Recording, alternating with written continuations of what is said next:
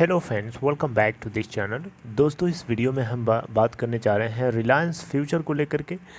दोस्तों, लेकिन उससे पहले आपसे रिक्वेस्ट करना चाहूँगा कि अगर आप चैनल को फर्स्ट टाइम देख रहे हैं उससे पहले आप सब्सक्राइब करके बेल आइकन को हिट कर लीजिए।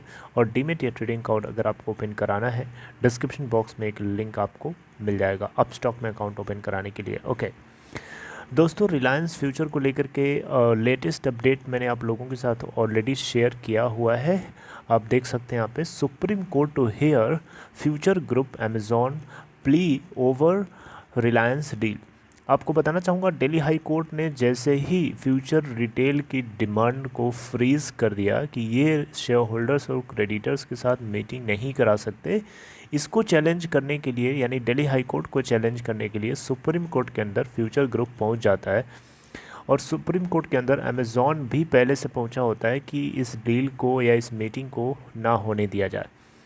तो इन दोनों के केस को सुनने के लिए टॉप कोर्ट यानी सुप्रीम कोर्ट ने नवंबर 23 की डेट को चूज़ किया है, यानी 23 नवंबर को केस को सुना जाएगा।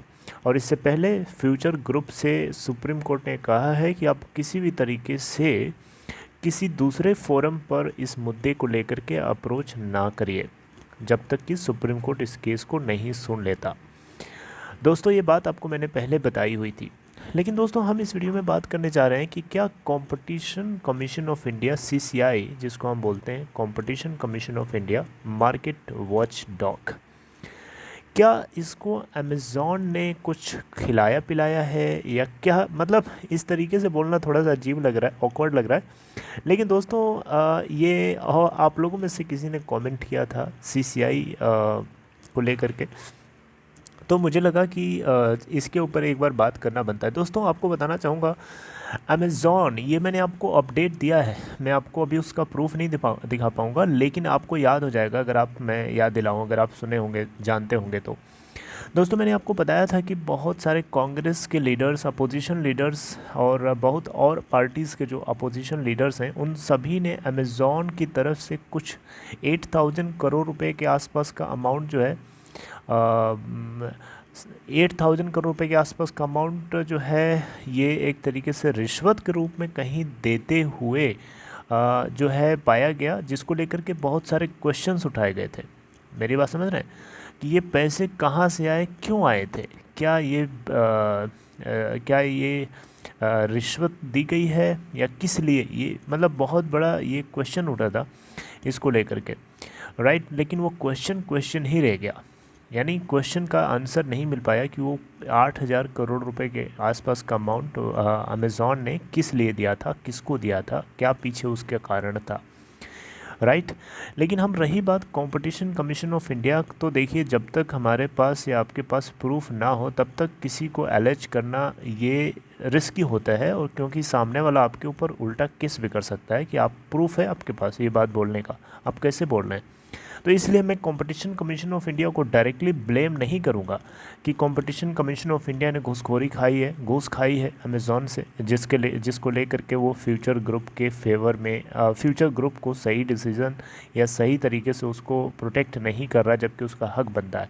मैं एलेज नहीं करूँगा, लेकिन लेकिन लेकिन मैं आपसे क्वेश्चन करूँगा ज़रूर कि कंपटीशन कमीशन ऑफ इंडिया के सामने जब फ्यूचर रिटेल के इंडिपेंडेंट डायरेक्टर्स ने क्वेश्चन रखा कि भैया, जब FDI नॉर्म्स को फॉलो नहीं करता है अमेज़ॉन, तो आपने अप्रूवल कैसे दे दिया?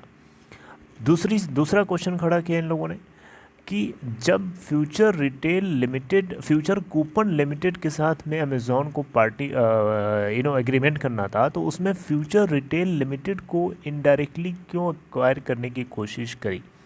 अगर उसको फ्यूचर रिटेल में इंटरेस्ट था तो उसको पहले ही आपके सामने पोस्ट करना चाहिए था, आपके सामने दिखाना चाहिए था कि हाँ देखो, मेरा फ्यूचर रिटेल के अंदर भी इंटरेस्ट है।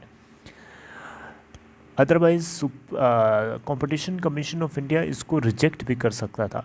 तो क्यों नहीं किया अभी तक, क्यों नहीं किया? सबसे बड़ा क्वेश्चन है कि क्यों नहीं किया अभी तक। अब इसी को लेकर के फ्यूचर रिटेल लिमिटेड के डायरेक्टर्स भी डिमांड कर रहे थे कि आप जो 2019 में जो अप्रूवल दिया था, उस अप्रूवल को आप रिजेक्ट कर दिए, आप उसको विड्रॉ करिए, right. Amazon on the other hand, वो तो चाहेगा ही चाहेगा कि वो किसी भी तरीके से इस मामले में फ्यूचर ग्रुप को सक्सेस ना मिले। तो क्या अमेज़ॉन की इस पूरी वेल प्लानिंग का फ़ायदा उसको मिल रहा है? यानी क्या competition commission of India Amazon के वेल प्लानिंग का एक हिस्सा है? आपको क्या लगता है? मैं डायरेक्टली किसी को एलिज नहीं करूँगा, लेकिन इनडायरेक्टली आप लोगों को भी ये बात पता है और मुझे भी पता है कि जब competition commission of India in चीज़ों के जब जवाब नहीं देगा तो सवाल तो उठेंगे ना भैया। बताइए ना, सवाल तो उठेंगे ना कि एफडीआई नॉर्म्स को जब फॉलो नहीं करता है अमेज़ॉन, तो उस केस में कैसे इन्होंने 49% की स्टेक एक्वायर कर लिया इंडिया के अंदर किसी भी लिस्टेड कंपनी के अंदर, राइट? तो दोस्तों मुझे ऐसा लगता है कि कहीं न कहीं दाल में खिचड़ी है, कुछ न कुछ ऐसी चीज़ है, दाल में काला है जिसको पकड़ने की ज़रूरत है, और वो वही पकड़ सकता है एक ट्रांसपेरेंट सिस्टम। और इसको लेकर के सुप्रीम कोर्ट या जितनी हाई कोर्ट्स अथॉरिटीज़ इंस्टीट्यूशंस को बनाया गया है, बट कितना ऑनेस्टली वो लोग काम करते हैं ये बात आपको और मुझे बताने की ज़रूरत नहीं है, वी ऑलरेडी नो। और हम उम्मीद करेंगे कि सुप्रीम कोर्ट जो है इसके ऊपर सही तरीके से फ़ैसला ले, ताकि फ्यूचर ग्रुप अपनी कंपनीज़ को डूबने से बचा सके। किसी ने बताया नहीं था फ्यूचर ग्रुप कंपनीज़ को कि पैंडमिक आने वाला है, राइट? पैंडमिक ने उसको डिस्ट्रॉय किया उनके बिज़नेस को, तो उसमें उनकी गलती नहीं है। मुझे लगता है ये बातें जो है अथॉरिटीज़ को सुननी चाहिए और समझनी चाहिए, इसके आधार पर फैसला लेना चाहिए। और रही बात अमेज़ॉन की, तो अमेज़ॉन कूद करके बार बार इधर उधर नाच रहा है, कभी दिल्ली हाई कोर्ट जा रहा है, कभी सुप्रीम कोर्ट जा रहा है, कभी इंटरनेशनल आर्बिट्रेशन सेंटर में जा रहा है। इससे बेटर है कि अगर आप ये नहीं चाहता है कि डील हो, तो कम से कम अभी तक रिलीफ पैकेज क्यों नहीं दिया? अभी तक इनका रिलीफ पैकेज का ब्लूप्रिंट ही रह गया, उसको मटेरियलाइज ही नहीं किया, और जबकि इनका कर्जा इधर बढ़ता जा रहा है। तो दोस्तों मुझे लगता है कि बातें जो है आप तक आपको लोगों को अपडेटेड रहना चाहिए। दोस्तों आप 23 को अब तैयार रहिएगा, मैं आप लोगों से अपडेट करूँगा। Take care.